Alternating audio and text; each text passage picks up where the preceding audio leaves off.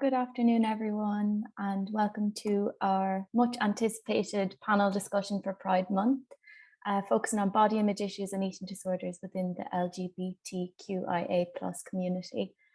This event is brought to you by Bodywhys, the Eating Disorders Association of Ireland, in collaboration with Gay Community News, who will be streaming the event on their YouTube channel. A recording of the discussion will also be available after the event. So we're delighted to have a diverse and well-informed panel to offer their unique insights and perspectives for the next 90 minutes. And throughout, you can submit your questions and comments through the Q&A button at the bottom of the screen. We'll try to get to as many of the questions as possible. If you'd like to see the captions, this can also be enabled at the bottom of your screen. If you're tweeting, you can use the hashtag #InPride2022 and make sure you tag us at Bodywhys. Now, without further delay, I'm delighted to introduce you to our chair, Gerry Butcher, who will be launching the event and facilitating the discussion this afternoon. Over to you, Gerry. Great, thanks very much, Ellen. I am honoured and delighted to be asked to participate in this event, and want to welcome James, Daire, Daniel, Caitlin, and Bella. It's just wonderful to have you all here this afternoon. Looking forward to an interesting discussion. Maybe I could start just by asking, do each of you want to briefly introduce yourselves, and let's take it from there? Whoever wants to kick off.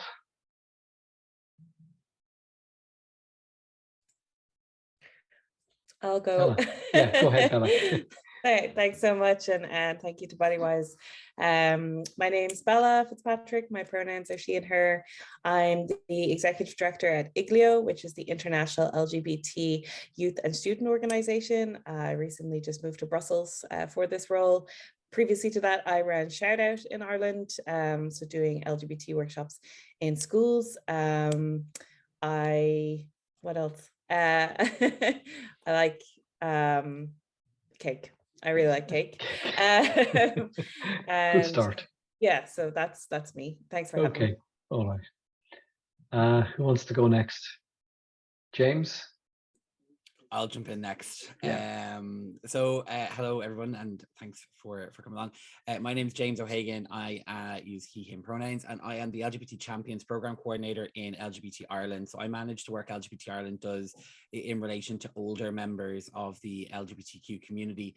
And I suppose as in my more outside of work life, I'm a podcaster, and a lot of the conversations I've facilitated in that have been around kind of understanding the needs and experiences of more marginalized people within the queer community. I'm also a fat man and have experienced the realities of being a fat person in our society over since last week, 40 years of my time on this planet. And I suppose in the last year or two have really started to understand the nuances of what that actually means, and sort of want to try and break down some of the barriers that maybe exist for other fat people. Great. Okay, thanks, James. And Daire? Hi, my name is Daire. I use they, them pronouns, and I am the education officer at TENI, the Transgender Equality Network Ireland, where I'm joining you from today. So very happy to be here. Thank you to Bodywhys for hosting. Apologies in advance if there's background noise. We're unpacking our Pride mess in the office today, so hopefully you'll be able to hear me okay. Yeah, and so I'm really happy to be joining you from TENI. I've been here for just over 6 months, so it's new for me to be working, I suppose, professionally within sort of trans advocacy and trans education kind of spaces. But I do a lot of work with sort of trans community groups and activism and all that kind of thing in my personal life and my spare time. So I suppose I'm coming to this with a very maybe sort of specific viewpoint around, you know, body image and stuff within the trans community, and particularly within my own personal perspective around non-binary experiences. So yeah, I'm glad to be bringing that perspective. Great, thanks, Daire. And Daniel? Hi everyone, thank you very much for having me here. I'm Daniel. I'm originally from County Mayo and I live up here in Dublin. So in November I was in a documentary that was on RTE which focused on male sufferers of eating disorders, and since then I suppose my kind of advocacy hat has kind of snowballed from there. So as a gay man, it's exceptionally important to me now to, I suppose, use my voice to highlight the disproportionate impact which eating disorders and body image issues have on people within the LGBT community, and hopefully, you know, with the aim of, you know, attempting to, I suppose, prevent, you know, the how debilitating the illness is for some people within the community who may be struggling with their identity or struggling with their sexuality. So that's something that I'm exceptionally passionate about doing now, and I do a lot of giving out on Twitter, but it's important. Okay, Daniel, thank you. And finally, Caitlin. Hello, my name is Caitlin. I'm from Belfast, East Belfast, and that's again where I'm joining you from today. I'm a writer primarily, so I write stuff across theatre, screen, radio, and a lot of the stuff I like to write about is about kind of the intersections between queerness, fatness, and disability, as a fat queer disabled person. So writing a lot from my own experience, and I'm delighted to be here. Great, thanks very much. I just realized in introducing myself, I didn't say who I am or what I do. I work as a psychotherapist and have been working in this field around eating disorders for the last 30 odd years. And so have a great interest in the whole area of eating disorders. And I'm just delighted that we can bring something fresh, maybe and new to say to those in the eating disorders community as well. Maybe can I start by asking you guys, maybe just to jump straight in, what does pride mean to you? I'll jump in first. James, yeah. So after I was like, got to make sure you don't jump in first on the first question. But no, so I was thinking a bit about, because obviously this question was, we got to have a look at what they were going to be talking, or what we were going to be talking about, and I was thinking a lot about this, sort of what I was going to say last week, and then Pride weekend actually happened, and I had the privilege of walking with the LGBT Ireland group in the parade, and the LGBT Ireland group was primarily made up of members of our peer support groups, specifically around from refugees, asylum seekers, people living in international or seeking international protection here from direct provision, people from Ukraine and Afghanistan. And I suppose the absolute joy that was being experienced by those people able to safely express their identity was something that just absolutely overwhelmed me. We've moved on here in Ireland to be able to start having maybe a more nuanced conversation about what pride means and what pride needs to look like and what inclusion for LGBTQ people it needs to look like. And that's a really great and important place to be. But I just think for me, in that moment, walking in the parade alongside so many people who are coming up to me and saying, you know, I literally wouldn't be able to be on the street. I wouldn't be able to tell anyone my identity, sort of where I have come from. And I think it highlighted the importance of how far we've come and how we need to accept and create an environment that respects refugees and asylum seekers who've come here to find that safety, and the beauty and vibrancy and color that those people bring to our country. So I think that for me, after the weekend, is what's resonated with me post this Pride. Can I pick up on that, if I could, and maybe others might want to come in on that sense of safety that you talk about? I suppose in my own experience of working with and talking to people from the LGBTIQ plus community, often my sense is that somehow is lacking for them, that sense of personal safety. Does anyone want to come in on that? I'll just quickly say, I think every single person sitting here in this call has a very finely attuned spidey sense for when you know you're in a space that is not welcoming of you. And then I'll let someone else talk. Anyone else want to come in on that? I think what I might mention on that, on the safety piece, and I think it's relevant when we're discussing, you know, Pride, the event, is also to kind of highlight the different, to bring in intersectionality already, you know, the buzzword or whatever, but to highlight that different people have different kind of areas in which they might be more or less safe, and different kinds of parts of their lives or who they are, whatever, that might make them more or less safe at, you know, in any given day, in any given moment, and particularly at events like Pride. And I think we see that when we are working with, you know, and as you said, around you know, refugees or people kind of with kind of different like legal statuses in Ireland, and particularly also around people who might be homeless or kind of experiencing housing precarity, poverty, and then also obviously people from racialized communities as well. So I think it's really important when we talk about safety to also recognize that it looks different for everybody. I suppose it would be remiss not to mention obviously trans people within that too, of Yes. course. You know, but I think it's important to note that what makes things safe for some people doesn't make them safe for other people as well. And particularly when we're speaking about pride and about trying to create a space in a community that is safe and welcoming for everybody, and not just for almost the majority within our minority community too. Yes. Yeah. Okay. Thanks, Daire. Anyone else want to come in on that? Okay, I will. Sorry, yeah, Bella, yeah, please, yes. Yeah, yes. You might have to pull names specifically.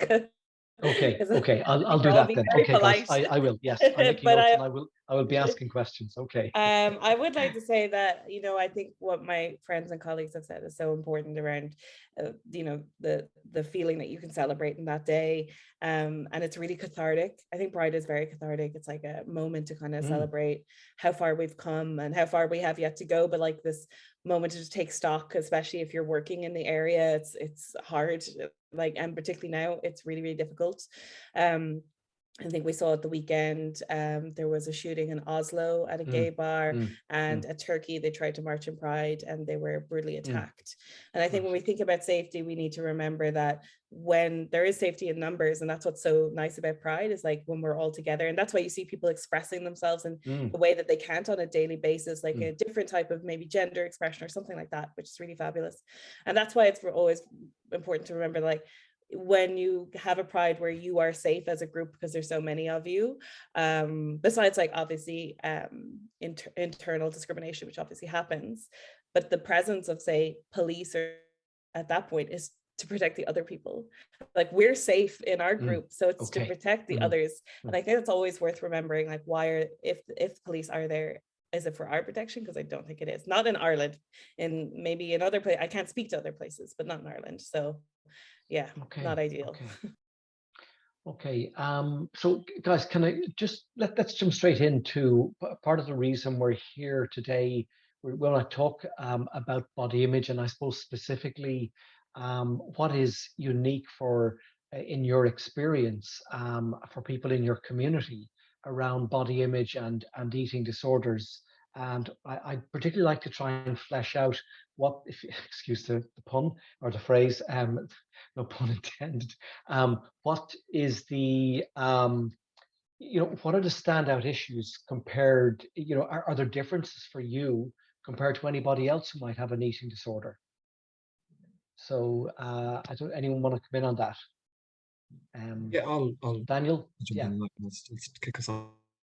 So I think that within the community, because obviously when you're growing up and you're struggling with your sexuality or identity, again, it's that control element. So that's kind of why it does unfortunately lend itself somewhat to an eating disorder.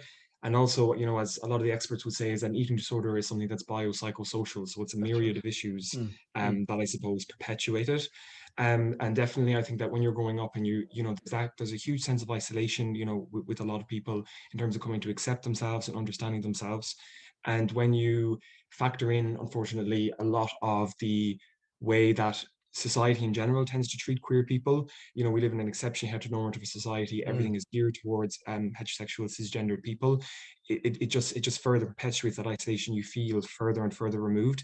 And I think what I find the most maddening really is that a lot of people tend to kind of ignore the interrelationship between their actions and the consequences that it causes for people within the community. So, I mean, people will stand there and they will say, oh, you know, for example, we need more eating disorder supports. But then at the same time, we'll say, but we also need a balanced conversation about this particular, you know, gender issue or anything like that, which again, like all that does is cause severe damage to people within the community. And specifically, I mean, I can't speak to the trans community because I'm not a trans person, but specifically to the trans community as well. And so that's what I find a little bit maddening, because as I said, there is that interrelationship. It's all part of the same spectrum and stuff.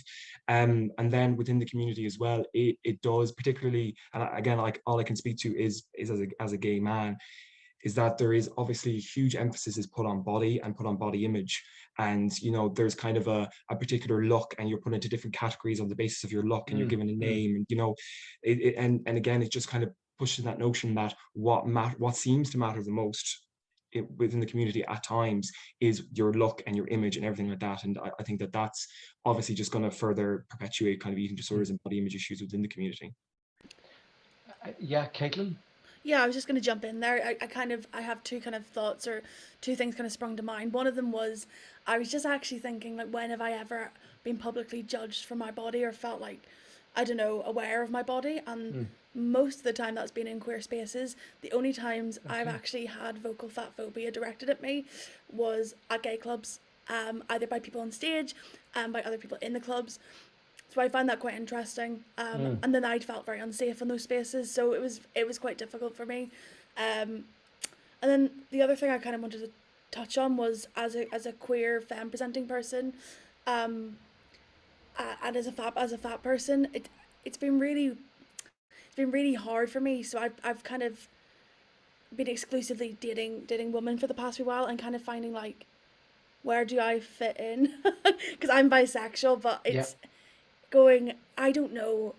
I had no, like, I was on the apps, and, like, basically no luck with other queer women on apps, and you can't help but internalize that and go, well, is it because I'm fat, or is it because I'm this, or is it because I'm that? What is that about? And yeah, those were a bit rambly, but those were kind of my initial thoughts on the subject that I thought I'd Okay. pop in. All right, thanks, Caitlin. Daire, do you want to come in on that, or Bella? Yeah, I think I'm sure we'll get into this. I think something kind of that is sort of, I think maybe coming through this sort of conversation so far is around the linking oftentimes between our body image and of course, like, beauty standards and ideals, and how much that is gendered as well.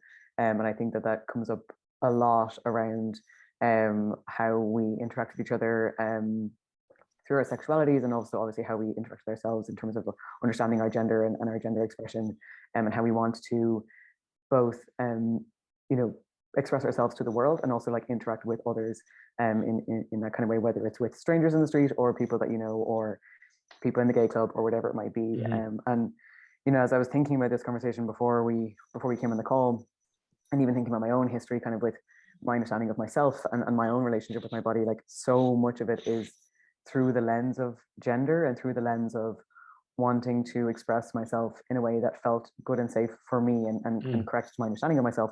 And then also how much of that has real material consequences in terms of how other people read you, in terms of your safety when you are out in public or interacting with gendered spaces. And unfortunately, how much of that comes down to how well you fit in with the gender norms of the day, or how well other people will kind of allow you into those spaces, which I think a lot of it comes down to how sort of socially acceptably attractive you can be sometimes. So I think it's a minefield in many ways, I think, along many different kind of loci of different identities. And Bella, thanks, Daire. Yeah, I'd love to just come back on what Daniel said around, like, being LGBT and having some part of you that requires a coming out of some sort, because we're not the presumed norm. So you have to have this process whereby you come out, means that you have inevitably, for the vast majority of people, had this time where you've kept quite a large secret. It's quite the breeding ground for eating disorders. That type of removal, that type of secrecy, and that internalized shame. I mean, it's no wonder that our community suffers from eating disorders more than the general population, is my understanding. And then I think also, to come back on what Daire said, it's very interesting that also I think it's great that there's a good fat representation on the panel as well. And as a fat femme, fatness is spoken about as like a kind of like anti-gender affirming substance. Like, fat men are feminized and fat women are masculinized. It's like seen as like, you're too big to be a woman, and then for men it's seen as like a feminine thing. And then and then also trans people as like, not to step on your toes, Daire, like, obviously denied medical care due to fat phobia within the medical community. So there's so many intersections going on. And when you're part of a minority group, you have this like minority stress. It's just like the low level of stress you have all of the time from being part of a minority group. And where that intersects with both having an eating disorder, being fat, being disabled, being queer, being trans, all of these things. It's like the perfect storm in many ways, and we need to talk about it more and stop having these like horrible standards in our community whereby, you know, like on the apps, I know they like literally, I mean, maybe James will speak to this, where, you know, it literally says no fats, no femmes on dating apps for men, like on Grindr and stuff. And God, we have to stop doing that to ourselves and to each other. It's gross. And so I mean James, yeah, please come in. Yeah, I just want to jump in on this, what everyone's been thinking about, and it does come back to like there are so many layers that are like landing on top of each other to create, and it's tendrils that are going off in various different directions with other results that are never really the optimal one that you want, which is a person feeling happy and content within their own body. I suppose, speaking very specifically to my own experience, I suppose I got fat as a child because I was sort of presenting in a much more effeminate way, because I am a more sort of obviously, I suppose, queer individual. So I didn't fit in with what was the expected route that the others around me would have gone with. So I got put on weight as a result of that. Then I was othered for being fat because that sort of was seen as a personal failing. So no one had noticed that I was, or there hadn't been a safety net there to notice that sort of I was obviously sort of reacting to being othered or made feel less value then because of how I was presenting myself. Then I put on weight, and that was seen as a personal failing. And ultimately I realized who I was and found my identity and went to the space that I thought was going to be where I would be accepted, and walked in. And there is this sort of, I suppose, this sort of hierarchy that exists within the particularly the gay male community, and you know, it's about being sexually attractive to other people in the most conventionally way possible. And so I didn't fit into that sort of into that mold, and therefore was made entirely invisible unless I was sort of willing to be fetishized by people who would have a specific interest in me purely for my body, not because of who I was or my personality. And I think it's like a conversation like that really needs to happen, so you understand all of the layers that are happening and how much needs to be peeled back before you can kind of, I suppose, get this. Because I mean, as Bella mentioned, sort of, you're not even sort of in this sort of call, we're not even necessarily talking about the barriers that exist to fat people outside of the LGBTQ community. And oftentimes I find frustratingly is that because there is such a primacy put on the very specific pinnacle of kind of, you know, Chris Hemsworthishness in the gay community, you sort of individuals who have perfectly average bodies start using the language of fatness to describe and talk about themselves because they feel othered by not fitting into this unattainable beauty standard. And that means people who are actually fat just sort of like, you become entirely invisible. You are just, you're not welcome, you're not wanted, you're not spoken about, you're pushed off to the side of photographs, you're not in the carousel of images that are put up on Instagram after Pride. And it's little things like that you do notice. And I suppose you always then come back to this size of, well, ultimately you were told by society being fat is a personal failing. You have personally failed by being fat, so you deserve the way you're being treated. Okay, and I mean, taking that into consideration, is there a way in which, I suppose we need to look at this, and I think today maybe I would hope is a part of opening up this conversation more within the Pride community. Ideas on what you think can be done, what more can be done to A, raise awareness of this issue, and B, what could be done about that? How do we challenge some of those stereotypes that you talk about? I'm going to just jump in straight there, Bella, because I am like hugely passionate about schools. I love schools. Schools are the best places. And when I was working in Shout Out, we were doing LGBT inclusion workshops in school across on the island, in schools. You know, sometimes you'd be in a school where it was great and, you know, really, really accepting, and you'd be in a school literally next door where it was awful, really, really terrible. And a lot of those places, the single sex schools are really tough. All boys schools, particularly difficult. And you're seeing more anti-LGBT rhetoric than kind of ever before. It's right. Quite astonishing. My job's harder today than it was in 2014. Like that's really? Just, yeah, absolutely, 100%.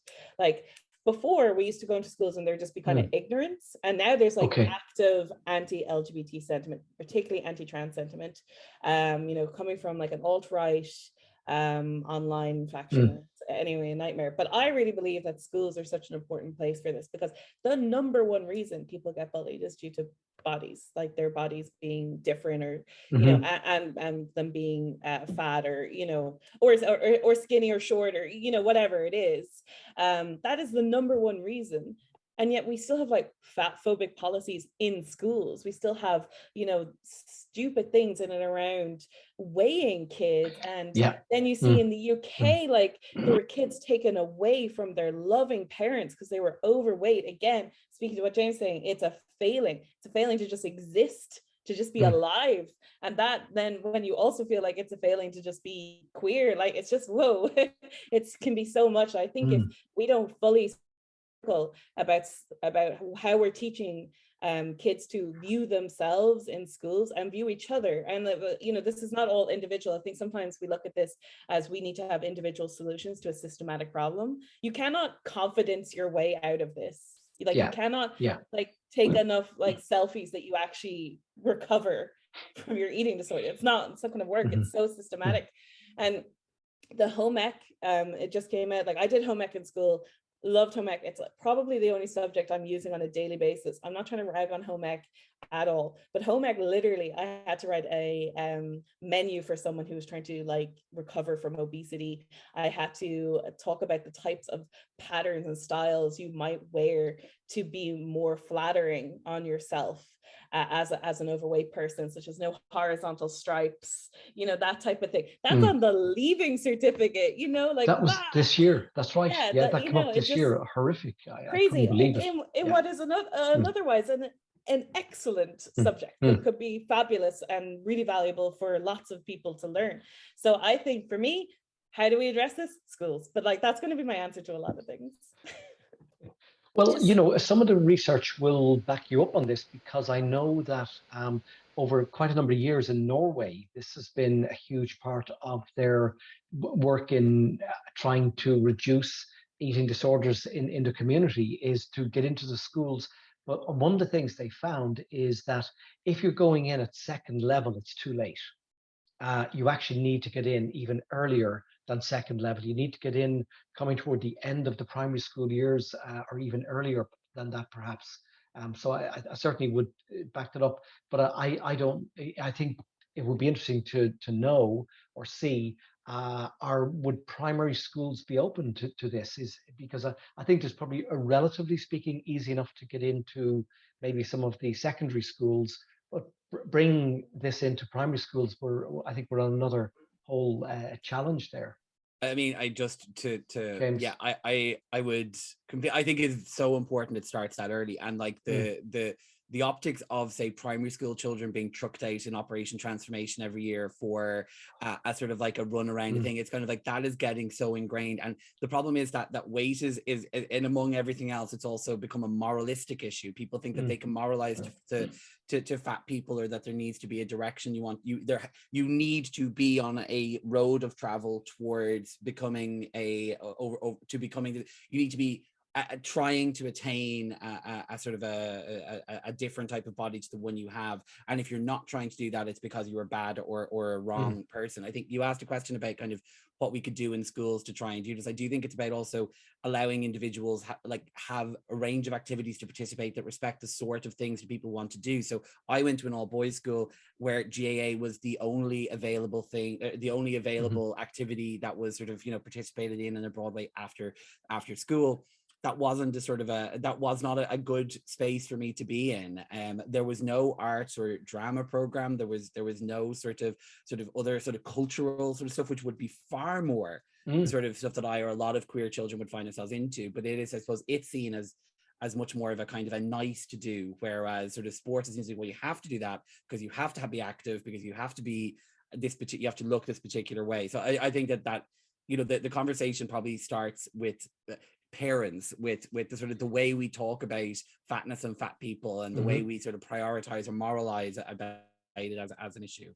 That's my rant for okay. Thank you. I'll turn. Caitlin, come in. Yes, Caitlin. I was going to jump in about for me, in terms of how do we start to open these conversations, how do we start talking about this, for me, is like a writer that is like media, and we need to see diversity on our TVs. We need to see stories of fat people, of people living with eating disorders, of people who are living with disabilities, and we need to see those normalized, because that's going to be the way that people can empathize, that people can understand. The amount of times I've written stuff and people go, God, I've never thought of that before, because it was outside of their own lived experience. So I think it's a great, like, I think that is just a great way of kind of educating in a way where it's kind of, people don't almost realize they're being educated. Yes, yes. But yeah, that's, for me, that's something I'm really passionate about, is trying to tell those stories and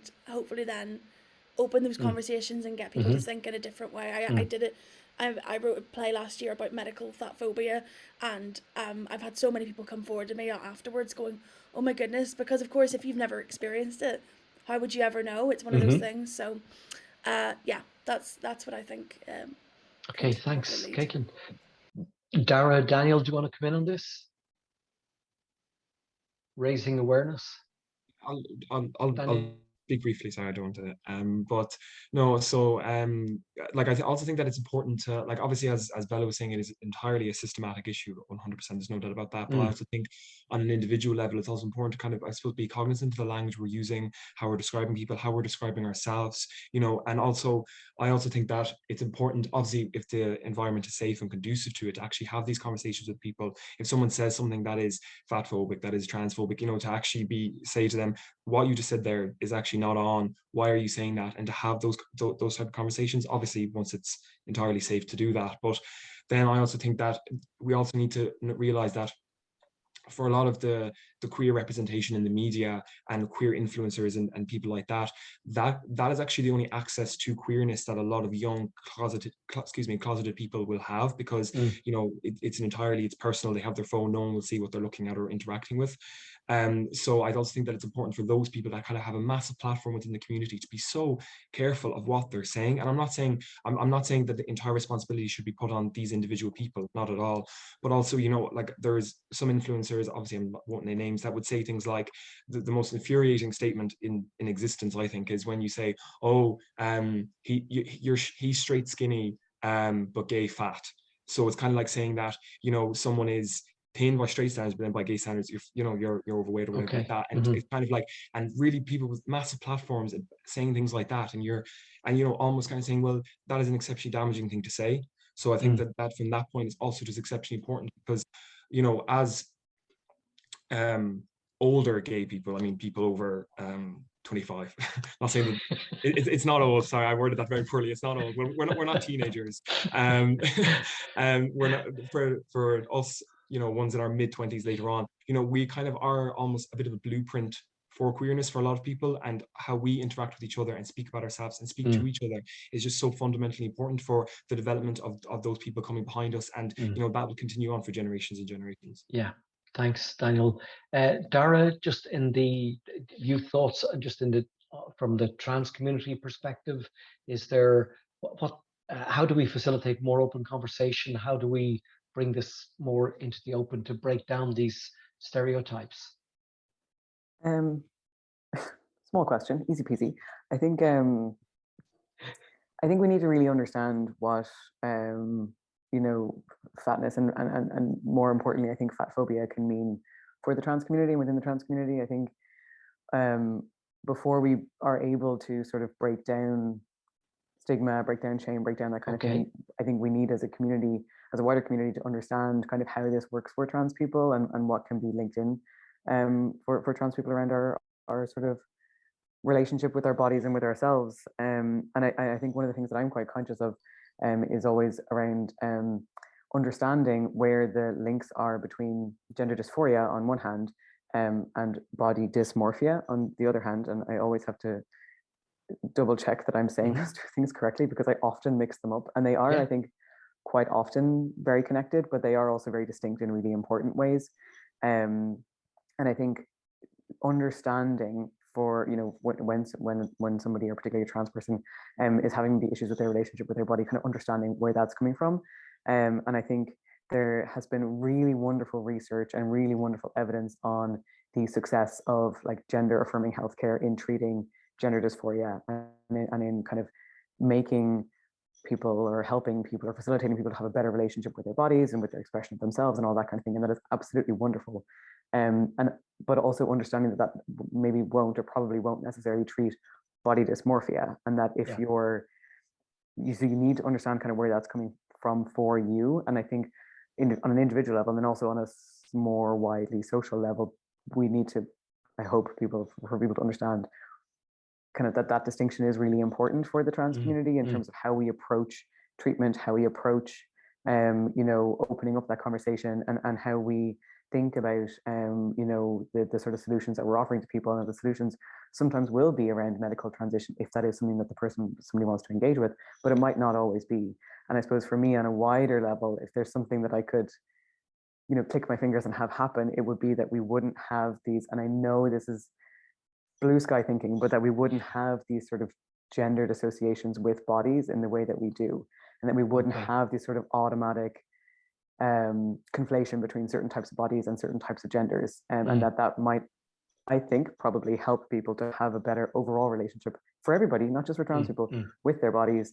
If we weren't trying to maybe constantly, or for some trans people, feel like they need to change their body in order to better be able to express themselves, or even more importantly, in order for the rest of the world to better be able to understand you, because a lot of the time that is what it comes down to, is not necessarily so much anymore around that narrative of being sort of born in the wrong body or trapped in the wrong body so much, but about how the rest of the world's understanding you. And I think there's a really important social element in the sort of gender piece there as well, because a lot of the time gender is something, unfortunately, that other people give to you. So I think if we could break down some of that gender nonsense, that would be wonderful. And I think if we could do that in schools, that would be wonderful. And even, I suppose, in terms of commenting on the sort of wider social narratives, and particularly on the piece around schools and on kind of how we're talking about bodies and fatness and all that kind of thing at a social level, I think so much of this comes back down to the narrative and the rhetoric around sort of the so-called obesity epidemic, and how that has seeped into how we think about ourselves, how we think about each other, all of that morality piece around, being fat being a moral failing, being fat being a personal responsibility, being wrong in the first place. And I think if we could break down some of that piece, that would be wonderful. And if we could break down some of the gendered associations with bodies, I think that would go a long way towards helping people. I'm conscious, even as we're talking, that even when it comes down to some of the, what we've seen in the UK, particularly recently, where calories have to appear on menus by law now, and even I was in a coffee shop recently, and I was here, and I was quite appalled to see listed up beside all of the coffees how many calories were in each one, and how much that can not so subtly influence people. So something as simple as that, even make you decide which kind of coffee are you going to have today. Go on, Daire. Sorry, just to comment on that as well, because one of my absolute bugbears in the world is how flawed and made up and absolutely fake like most nutrition science is, and like particularly around calories. Like, it doesn't, when you get into the science, and this is all, I'm not a scientist, and a disclaimer, but it doesn't mean hardly anything. And like this whole thing of like X many calories a day per person, completely made up. So I think if we could, even if we could acknowledge that like the way that we think about this is flawed, and it's built on data that doesn't make sense, and it's built on data that doesn't make sense for most people, or particularly on a social level, we wouldn't have things like calorie counts beside coffee drinks, because it's not a good way of measuring energy. It's not a good way for people to measure their daily intake, and it also shouldn't matter. Sorry, any chance I get to talk about that, I will talk about it. Yeah, I would just like to come in and say I am a scientist, in that I did study science, and just to concur, it not only does it not make any sense, even if you really did think that fatness was bad, this would be a bad way to go about that. Even if that really was your goal, this would not work. It's the stupidest public policy ever, and it's robbing people of the joy of food and the joy of movement as well. Like, I have had such a traumatic time in school with PE, that only when I was like 22 did I realize that exercise could be something that's enjoyable.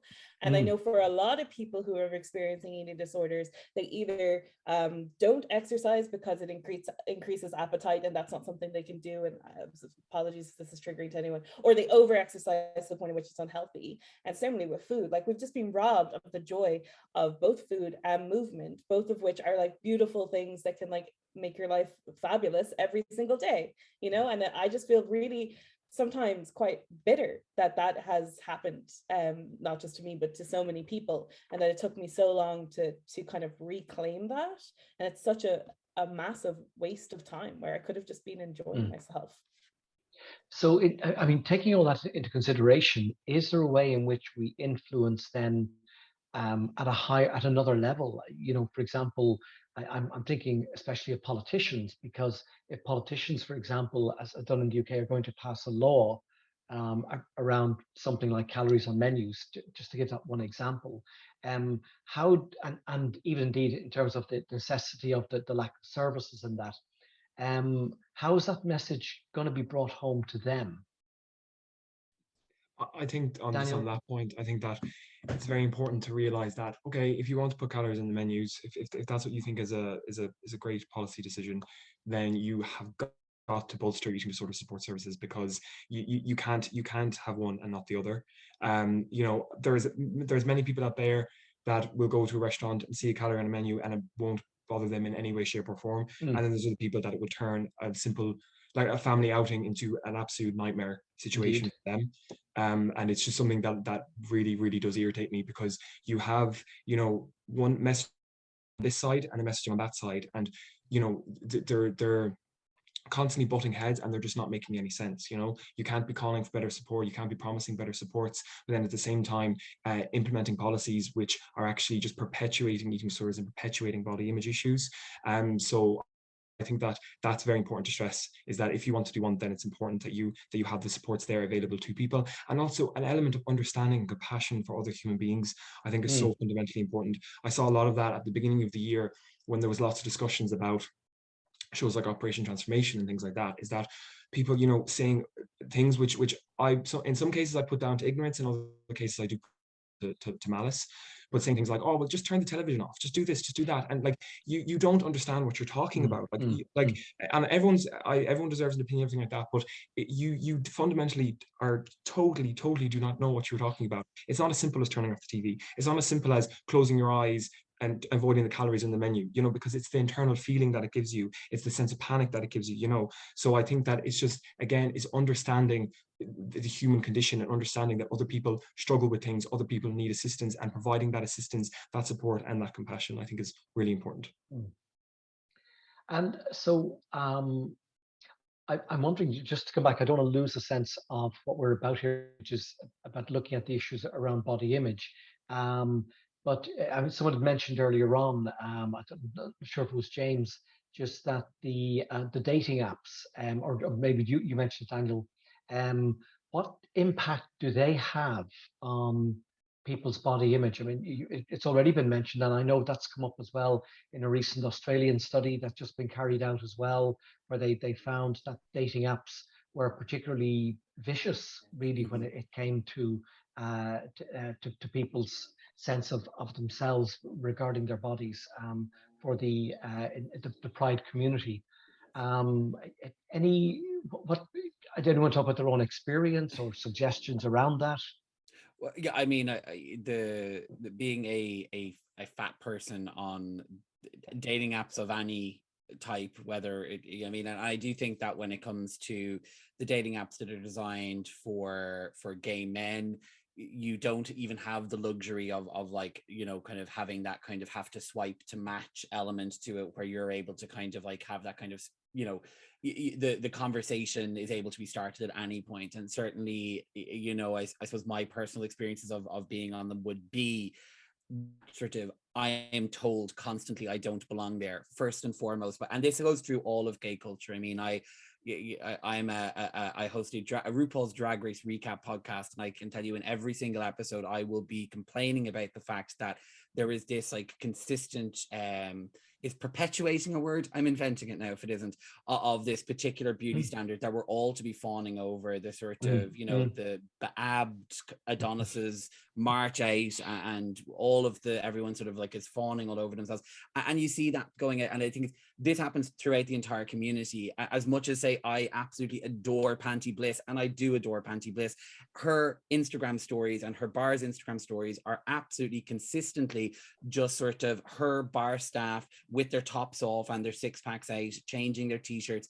And what that tells people is like, this is what you want to look like. This is how to be desirable. Then you have people who maybe don't quite fit that, but are slightly underneath it. And they'll be using, as I said, perhaps the language of fatness to describe themselves, because they feel bad about not being what's seen here.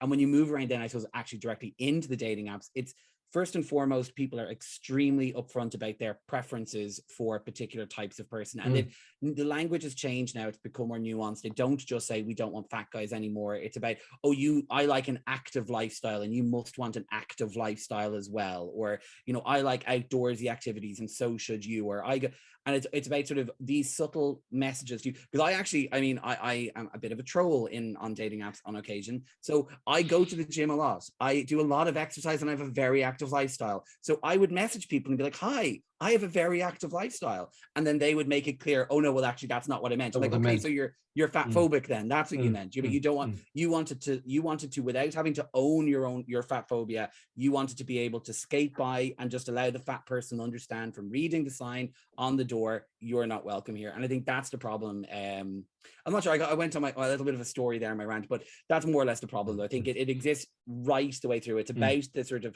hierarchy within the community that perpetuates this single type of attractiveness within the gay male community, at least, and that everyone has to be trying to live up to. And if you fall into the category that can be described as fat, you are just invisible, othered, and need to put up with being told you're less than everyone else. Other experiences of dating apps? I'll just jump in very quickly. I don't want to oversaturate it with a gay man talking again, but no, just everything that James said, I would 100% mirror and back and everything. And I think the thing about some particular dating apps that are more so geared just towards pure intimacy rather than anything else, they tend to be quite, I think transactional would be the word that I would use. So it'd be kind of like, I'm using you for like, this is the purpose, then it's done, then you're gone. So I think that as a consequence of that, people almost treat it as, like, for lack of a better term, like a cattle mart. And, you know, everyone's standing there and be like, want that, don't want that, don't want that. And then we're just being exceptionally impolite and rude to people unnecessarily. You know, like I know situations, and I've had it done to me too, where people I wouldn't even interact with on the app message you and just to insult you, and you're like, well, what's the entire purpose of that? You know, and again, things like, as James was saying, things like, oh, I'm fit, so I expect you to be fit too. You know, don't expect anything of anyone else. You know, you're always going to be disappointed then, you know. So I think that again, it's just they're for all, because there obviously are positive elements to apps and everything like that in terms of relationships and meeting people and things, but I just think that if you're on there entirely for intimacy, that's absolutely fine. Like, I'm all for that, but at the same time, that doesn't give you the grounds just to be a rude person to people in that time. Yeah. Okay, Caitlin? Just a touch, I think I said earlier about kind of feeling ignored, but it's weird because so whenever I have both kind of, you know, I hate to be so kind of binary about it, but just on the categories, it's like male, female, when I have them both kind of on one of the apps, for example, I'll find that I will get engagement from men, but it'll be to objectify me because of my body. So they're either like only engage with me in terms of that, the aesthetic, or if it's generally someone who is femme or femme presenting, I just feel I never got any matches or ignored, which is just both ways. It's incredibly depressing because you go, well, either I can take this and feel like an object, or I can not take this because I'm not getting any engagement. But luckily I did actually find my girlfriend, so there is a happy ending. I did find my girlfriend on an app, so you know, it's not all doom and gloom out there. So just in case she's watching this and be like, hey, but yeah, so it is difficult, and I think it does feed into your own self sense of self and who you are, and as much as you know, and I'm a very positive person about my own body image and my own fatness and you know, whatever, but it doesn't help. It does impact you when you kind of look and you've got like no matches and you go, well, what on purely aesthetics as well. But yeah, that's my 2 cents. And I just taking all of that, you know, I don't.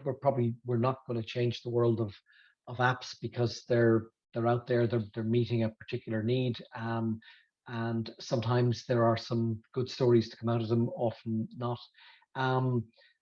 But I suppose just to move on from that, I want to move into another area. Something.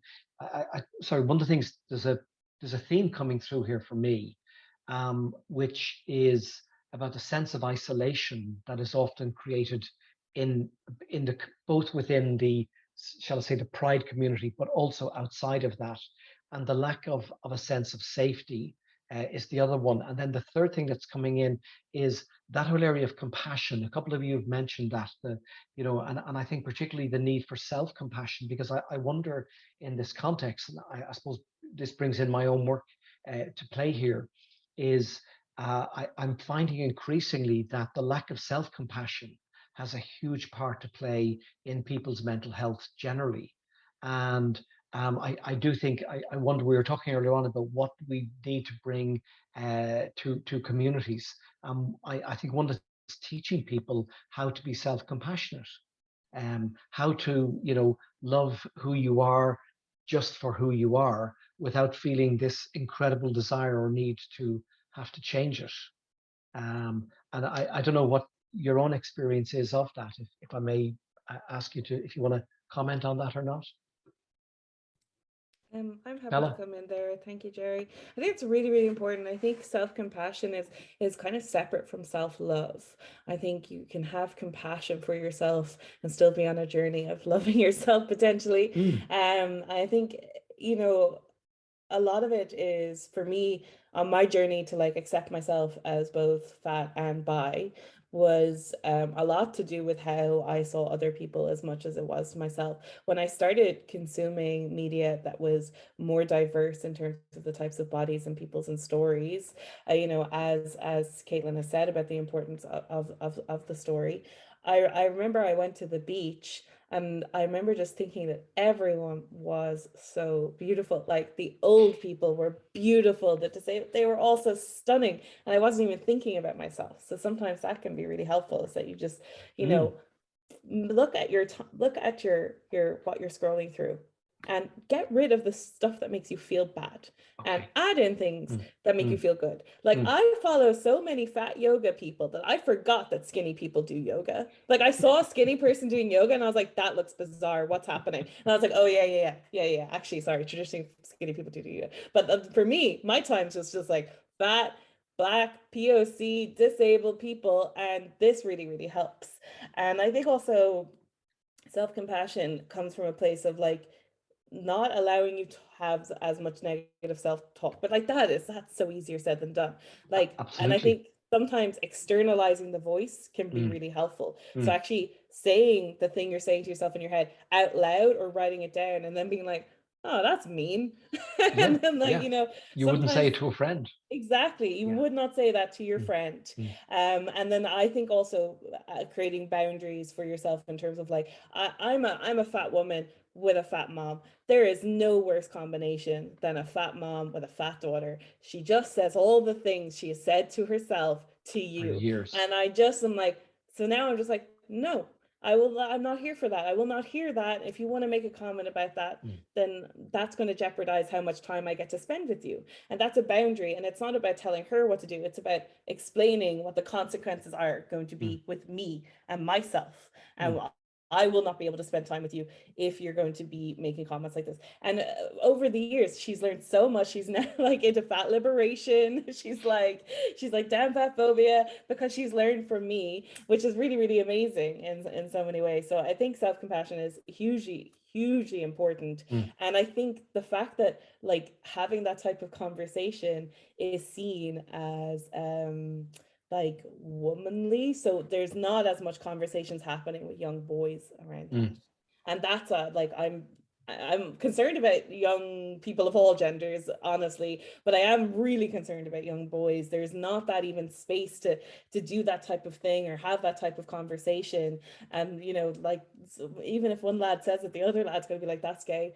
And like, you know, and then you're like, oh, well, that's a whole other kettle of fish. So yeah, I'm concerned about this kind of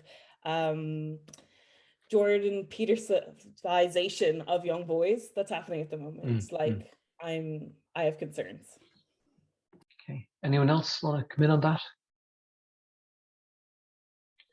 Okay. Yeah, Daire, please. If you want. Yeah, I think something that I think is particularly maybe relevant around the idea of self-compassion, and particularly as it relates to both, you know, eating disorders and body image, and then also maybe around your pride in yourself as a queer person. And I also noticed there was a question in the Q&A there around like whether having an eating disorder or kind of any of this sort of stuff that can come with that, how that impacts on your realization of your identity.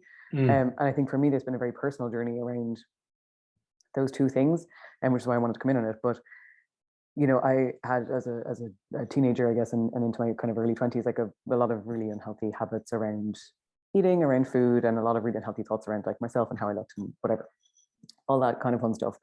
And one of the things that I did to try and really get out of that was that I took the like no negative self-talk to like quite an intense place where I decided that I couldn't really trust the things that I was thinking in my head around how I looked or what people thought of me or whatever it was. And so I just stopped listening to them entirely altogether. And that was one of my coping skills, was to just say, I'm just not engaging with that. I'm not engaging with any thoughts around what I look like, blah, blah, blah, that kind of thing, none of it. And that worked in that way for a bit for me, it helped me in that moment. But one of the ways that it came actually to be quite difficult later was, you know, when I was kind of later on coming into maybe a more full understanding of like myself as a non-binary person, and in particular in the way that I express my gender, and also in the ways that I wanted to be expressing my gender, and particularly around accessing medical transition and like gender affirming healthcare, was that I found it really difficult to break that back down and to allow back in thoughts of like, it actually is okay to think about how you look, and it is okay to want to look different. And I found that like, and that was a really difficult exercise in self-compassion for myself. And that's one of the things that I think can be quite specific for people who have experience both with being trans and with having an eating disorder, is around trying to navigate what ways of thinking about this are healthy and safe and okay, and what ones aren't. And even maybe, as I do, possibly overthinking the distinction between those two things too. You know, it's a minefield out there. And so I think definitely for me, like that, my history with all that kind of thing was a huge barrier for me in terms of being able to safely express and explore the ways that I wanted to you know, express myself differently or look different or whatever the case may be. So I suppose I just wanted to highlight that in terms of like as an exercise in self-compassion and exercise in self-acceptance too, of like sometimes, you know, it can be a good and a positive thing. And I mentioned earlier around like the success for gender affirming healthcare in terms of treating dysphoria, gender dysphoria, and it was hugely successful for me, you know, in a way that a lot of my ways of trying to cope with eating disorder stuff wasn't. So I think that there can be a really important piece there, as I said earlier, understanding what is the root of those thoughts, and therefore what's going to be the most effective way of treating them. So I just wanted to highlight that too. I just want to come in and actually James, have a very similar sorry, that just prompted a memory there, Gerry. Thank you very much. That from when I left secondary school, I was I would have been very low self-esteem, absolutely no self-confidence, was a terrified sort of human being pushed out off into the big bad world, didn't know how to engage on, and spent a long time sort of adrift with no real direction until sort of I actually found the perfect jet fuel to start pushing myself forward, which was a diet of hate towards my youthful version of like, how could you have let yourself down to this degree? And I used that self-hate very effectively. I managed to achieve a huge amount in my late 20s and early 30s because I was sort of able to look back and be like, you know, you need to prove you're better than this awful version of yourself, this terrible version. And it made that journey when sort of I suppose around the time, even coming up to where the pandemic started, where I actually started being like, I started realizing that actually this anger that I was carrying for myself was actually preventing me from empathizing with other people and preventing me from having compassion for other people. If I was going to be hating myself for much for the failing of having gotten fat, I was also being angry and hating everyone else who was fat. So it was through sort of learning that sort of self-compassion and through kind of sort of unpacking the sort of the ways in which I'd ended up how I was, that I finally was able to sort of find that self-compassion, find that self-love and acceptance, and then also get very angry in probably a much more helpful direction, which is towards the systemic barriers that exist that prevent people from engaging equally. Okay. Just I want to move on a little bit more to, it's already been mentioned. I know, Caitlin, you'd mentioned this earlier on, and I know, I think Daniel did as well, but accessing healthcare, are there particular issues, I suppose, when it comes to having an eating disorder and accessing healthcare for people from the LGBTQI community? What people's experience of that, thoughts about that? Caitlin, I suppose I'm conscious of your own. You actually said you'd written a play about this. Yeah, so it wasn't so much within, I suppose, specifically the queer community, but it was about medical fat phobia and fertility, and the barriers that fat people wanting to have kids can face, and yeah, so it was really interesting. I obviously did a lot of research around it, and some of the stories are just like horrendous, and it's I can only imagine as a fat queer person trying to access fertility treatments like that, how that would even be even worse. But I think there's a lot around that, but it's the whole, I mean, medical fat.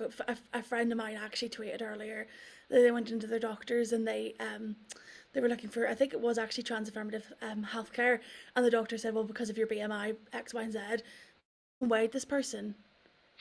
Like they take them, they were like, I didn't know that you could actually like measure that with your eyes. And I mean, not to speak on this person, but you know, I wouldn't even categorize this person as plus size. And it just shows it's just unbelievable. But yeah, Anyone else want to come in on that experience or challenge with that experience of again because of being gay, lesbian, bisexual, whatever. Daniel? So yeah, I think that a hugely important element is, particularly from a counselling perspective. I'm not a counsellor, so then don't another disclaimer. But I think it's very important, particularly in terms of counselling for, like, I'm talking about individual experience here from counselling in terms of recovery from an eating disorder. It's very important to be exceptional. You have to have a very honest relationship with your counsellor. Yeah. And I suppose that also kind of marries into to how you are kind of in terms of accepting yourself and your sexuality. So when I began counseling, you know, I was out as gay, but I was like almost kind of a little bit afraid of telling anyone that I was gay. Do you know what I mean? I didn't know how to bring it up organically. I didn't know, you know, how that would work. So, you know, on a few attempts at with different counselors, I refused to talk about it. I wouldn't bring it up. I wouldn't mention it. And it was, you know, it's a hugely important part of who I am. And also, you know, it definitely did feed into the condition to a certain degree. So I think that definitely is something that is a potential barrier to some individuals, that they may not feel comfortable with speaking with their counsellor about this particular issue. They may, you know, have had poor experiences with people of I suppose, a particular demographic of counsellors. I mean, if you've got a counsellor who's much older, there's you know, not necessarily a correct notion, but there's a preconceived notion, oh, an older person isn't going to be as accepting or understanding or whatever like that. So I think from a counselling and psychiatry perspective, it's exceptionally important that the counsellors ensure that it's an entirely open environment, that nothing is said, nothing can be, you know, even subtly, that there's kind of no indication given that this would even be an issue. I think that's really, really important, because it's very hard to recover unless you're very honest with yourself and with your counsellor. Okay, thanks, Daniel. I wouldn't necessarily speak as regards to the conversation we're having now around body images, my role in LGBT Ireland is working with health and social care professionals to try and help them make their services more inclusive to the needs of older members of the community. But I do think that particularly, as any person within the LGBTI plus community will know, going into a space where you're having to reveal your identity at a point in time when you are feeling particularly vulnerable, or where you feel as if you need someone to be compassionate towards you, can be very scary, because you don't know how that person is going to react. You don't know what assumptions that person is going to make about you or your lifestyle as a result of you revealing that part of who you are. And if you are walking in there as a fat person, you're having the barriers that exist for fat people as well are going to be lumped on top of that. But I think it is just important that health and social care settings start to come out as being inclusive and being really visible in doing so that people walk in and know at the front door, this is a safe place for me. I can trust that this service is going to meet my needs, and it's not going to be left with this ambiguity, because you do find, particularly when it comes to older members of the LGBTI community who have grown up in an Ireland that was far less inclusive than the one that we exist in today. Those people will be bringing the baggage of the past with them, a fear of exclusion with them, which is potentially going to prevent them from actually engaging with services. I've heard stories of individuals who have declined cancer care as a result of a fear, particularly home care, as a result of a fear that the individual who will be coming to their home to deliver very intimate care wouldn't be inclusive or understanding of their identities, and that could lead to them facing some form of discrimination. And you want to be encouraging people to get care as soon as possible, as quickly as they need it. But with these barriers that exist, people will put off going for it. They'll try and work around it. They'll try and they'll try and find another way to deal with it, because they're afraid of going into somewhere where they're going to be othered or they're going to be discriminated against. Okay. And Daire, did you want to come in on that, please? Yes. Yeah, I just was going to say, I think in terms of like accessing general healthcare, like, well, we here, whoever, I feel it is generally widely known that if you walk into a doctor's office or whatever as a fat person, like the first thing that they always will tell you is, have you tried losing weight, or suggest losing weight or whatever, whether or not it is medically relevant. And oftentimes the same is true for trans people. Obviously for fat trans people, but I suppose around your transness, that if you go into a doctor's office, or you need healthcare, or you've broken your arm or whatever, and they ask you what medications you're taking, and if you list HRT as your medication, then it becomes about your transness, again, whether or not it's medically relevant. So there are these dual barriers for people in terms of seeking like general healthcare, which really need to be tackled for the health of us all. But then also in terms of accessing gender affirming healthcare, like, and I think Bella mentioned it earlier, like BMI, which again, if we're going to talk about junk science, let's talk about the BMI. But your BMI is, for many surgeons offering gender affirming surgery, like it is a barrier. Like if you are over whatever a certain BMI, they will not perform surgery on you. As far as I can tell, not for any particularly real medical reason, because there are many surgeons who will do it. But it has very real, like, material impacts, you know, and like even within my social circle of friends, like there's a number of us who have had gender affirming surgeries in the last year or so, or a year and a half maybe. And, you know, I, as somebody who is not experiencing fat phobia, was able to access surgery that was much closer to home. Now, it was still abroad, which is a huge issue, relatively much cheaper, had much like lower travel costs, all of that kind of thing. And then friends of mine who were bigger, who were over this random BMI limit, were traveling much further. They had much higher travel costs. They were staying for much longer, and they were paying much more for surgery too. I think because, again, when you're looking at private healthcare as well, like if you were a surgeon who was offering something that is, again, slightly more niche, you know that you probably are able to charge more. So there is a real material impact, and in that way, I think it brings in a lot of class issues too, a lot of issues around resources, around access to resources, around, you know, time off for travel, having that kind of employment flexibility, all that sort of thing. So it really does impact on us in very material and of course very health related ways too. So I suppose I just wanted to highlight that as a very distinct intersection of those two issues. Can I just come in there and just be like the tiniest bit shady? Now, Daire, you'll correct me if I'm wrong. The person who gatekeeps the transgender healthcare person is the same person who runs the obesity task force. Am I right? Is that true? I did not know that. Pretty sure that's true. I think that is true. Yes. Now that I think about it, I think yes. Go figure. Interesting. And let's bear in mind that, you know, the whole concept of BMI came around back in the mid 1950s, put together by a life insurance company as a means of assessing people's relative health. You know, so and it's still, you know, there's got to be a better way to do that.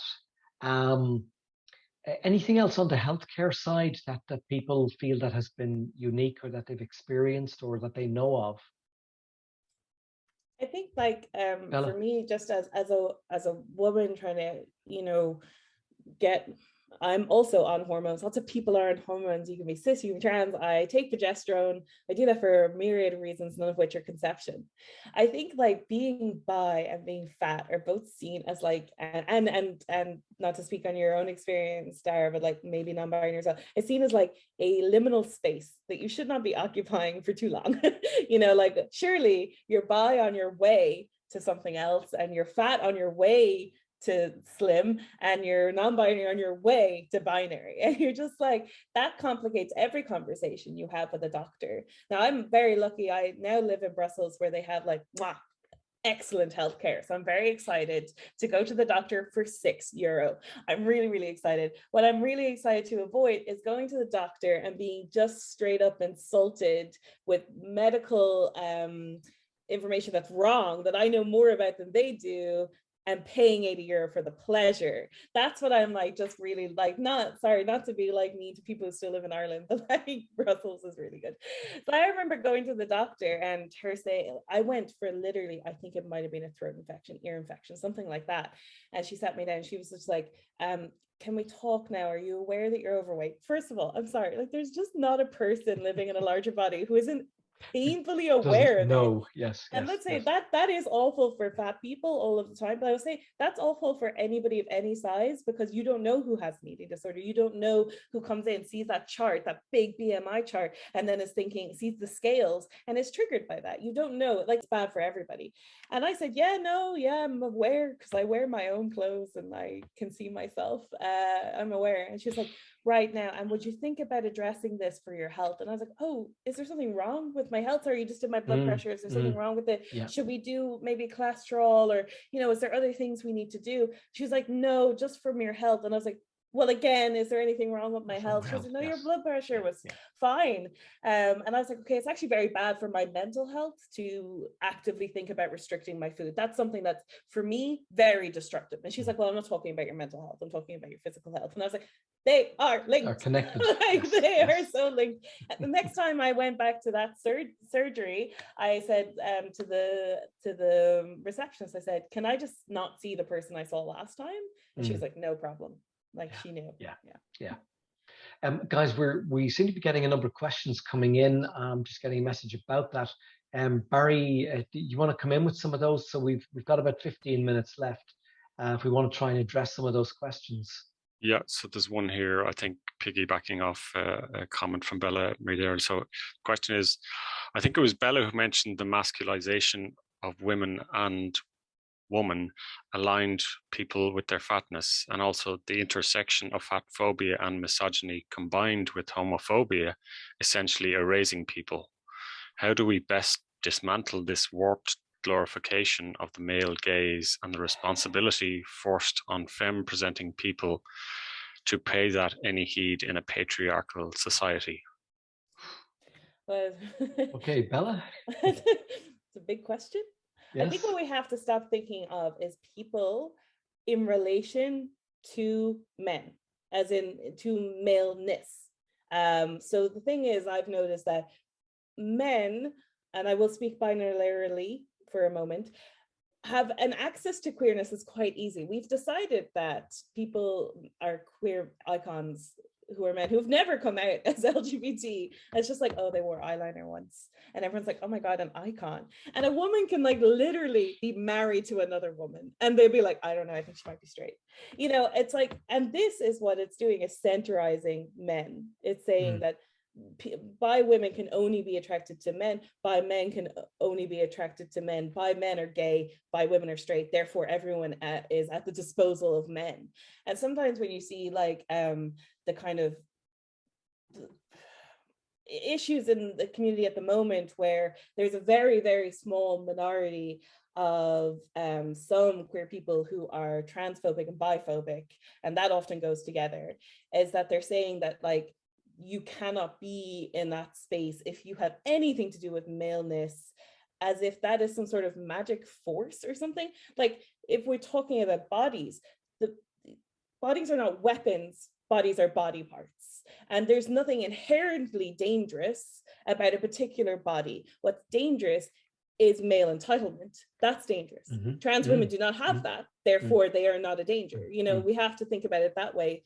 And I think if we just decenter male desire from the entire conversation, then we'll get somewhere. But it's, like, again, easier said than done. Okay. Anyone else wanted to comment on that, or do you want to move? Have we other questions, Barry? Daire picked up on the earlier one, actually. So kind of just a comment from myself, really. Something that I felt came across from everyone. There's a lot sometimes that's put on you guys around being lectured at or being preached at, and it's kind of, you should be this, that, and the other. Even that said, I think there's a sense of hope here today. And like, we're still short in terms of reaching Martin Luther King's vision of people being judged on the content of their character and not other kind of personal attributes. So maybe what gives you a sense of hope around maybe some of the issues we've talked about today? Okay, guys, want to come in on that? I suppose it's being part of discussions like this and actually meeting people who are like-minded and going, oh, I'm not, I don't know, I'm not of like, you know, out of it thinking that this could be a possibility. There are people who think like this and align themselves and yeah, that kind of gives me hope. Yeah, not a lot does, but good conversations and like-minded people. I think just on that point, it's just so important. Obviously, you know, a lot of the conversation we've been having so far today has been kind of focusing on, you know, it's quite a heavy topic. It always will be. I think it's so important to reinforce that, you know, and it's something that I've definitely realized myself personally in the last year, is that it's so important to have lightness around queerness, and it's so important to be like, you know what, like, this is actually, I think it's an absolutely beautiful thing. Like, I think it's probably my favorite aspect about myself, and it's wonderful to be able to say that, because when you're growing up, you're like, oh, I'll never like this, I'll never accept this, but you're like, actually, this is wonderful. So it's important to kind of have that lightness around queerness, and also important to realize that, you know, obviously there is internal discrimination within the community, and that's very poor, but there's also a huge amount of support within the community. I think what's very life-saving for queer people, and even for myself, is having other queer friends. You know, having people that understand you, having people that you know, love you without any caveats, that, you know, no prejudgments, nothing like that, I think is exceptionally important. And again, that lightness, and that it's very important for that to come through in the media as well. I think that a lot of the representations of queerness and people within the community is like, it's always, you know, it's always the dark storyline, it's always this character, and, you know, they go through hell trying to figure out who they are. But you know, then you have other shows like, again, it's a very recent example is Heartstopper, for example, where like it was, you know, there was still that internal struggle, but it was just a bit more light, and it was a bit more like, actually, hang on, maybe this isn't the worst thing in the world. So I think it's really important, again, to kind of reinforce that lightness to the media and to ourselves, and the way we speak about ourselves and those within the community as well. James, what gives you hope? So I actually just want to hear more or less what Daniel said there about kind of his queerness being his favorite thing about it. It is my favorite thing about me as well, and it took me a long time to realize that. And it was only sort of over the last kind of couple of over the last sort of while, kind of looking around at sort of my straight cis friends, I was like, God, you guys are so lucky to have me in your life, to show you what sparkle actually looks like, and to give you a window into this amazing community that we're all part of, because it definitely has its flaws. But it's being on this call today with the people who've been speaking, and the sort of levity and lightness and laughter that comes along with a very heavy topic, it really does kind of just give you hope that sort of we're a very resilient bunch, and that we've got great sense of humor. And, you know, I wouldn't trade I wouldn't trade this part of who I am for anything in the world. If I could be told you can go back to being 5 years old and you can be a straight, sporty guy who will grow up in that, I would say no, thank you very much.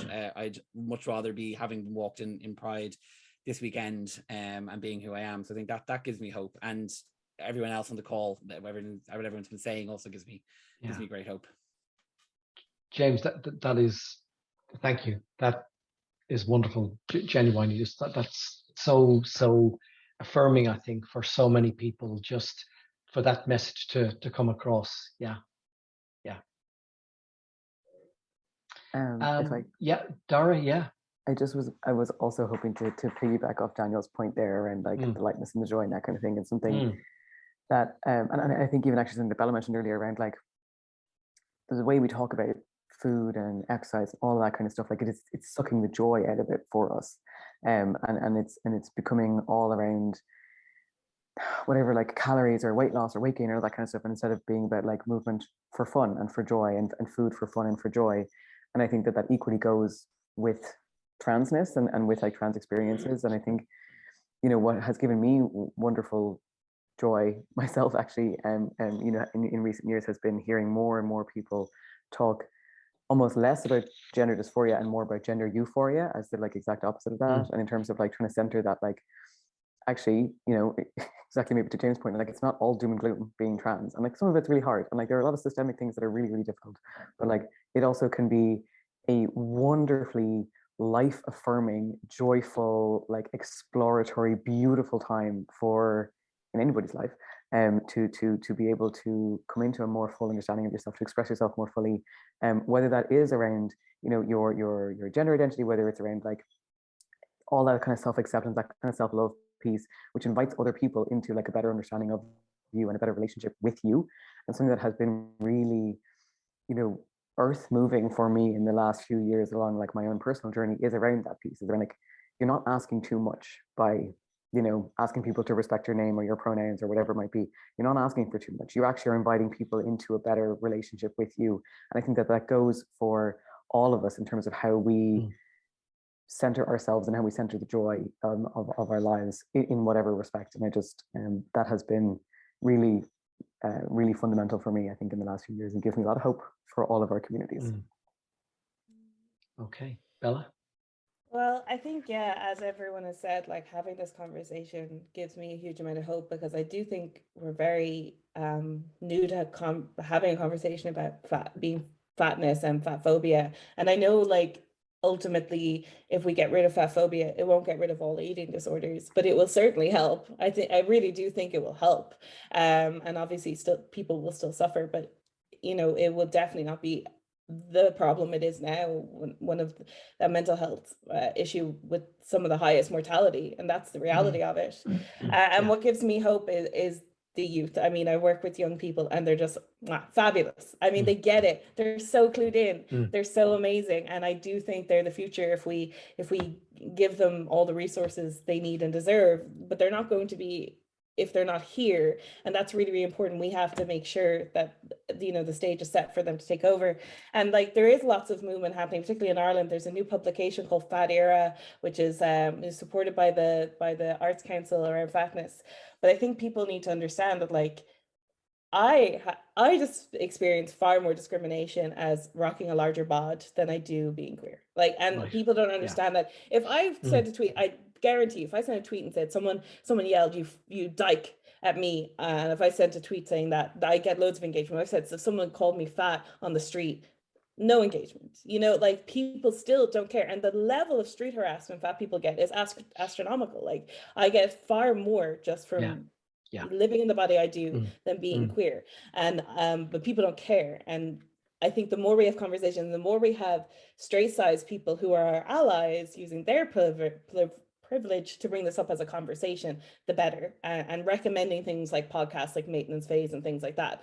You know, if that comes from a straight-sized person, actually will go further than if it comes from me. It seems self-serving. So yeah, there's a lot to be hopeful about, but there's a lot to do. And maybe just a comment I want to make on, I'm just been very conscious as we've been having this conversation this afternoon that there's probably a group of people who are not represented at the moment, which is here in this conversation. I'm not saying it's anyone's fault, but just a comment is people of color, because we know that people of color have eating disorders. We know that people of color are part of the LGBTIQ plus group as well. And so I would sincerely hope that in the future, next time we've a conversation maybe around this topic or whatever, that that group will be represented also, because I'd like to hear their voice. I think they must have something to say themselves that is unique for them. And again, just a sense of isolation that some of you talked about earlier on must be very, very strong at times within that community. So maybe if there's opportunity for us to reach out into that community as well, that we should make efforts to do so. Okay, just before we finish up then, I just want to say, you know, we're coming to the end of our time. Thanks for to everyone. You know, it's been lovely to meet you all. I've enjoyed listening to you, hearing you, engaging with you, and thank you very, very much for giving up your time today for this. Also, I want to thank the people from Bodywhys, and particularly those working behind the scenes here, who have done so much to bring this together over this past week. Guys, thank you very, very much. And if for people who are listening on this recording or on the live transcription, if you've been particularly affected by any of the issues that have been brought up today, you can contact the support services of Bodywhys at any time. The address is alex@bodywhys.ie. That's ALEX at Bodywhys, BODYWHYS.ie. So take care and good afternoon, everyone. Thanks a lot. Bye.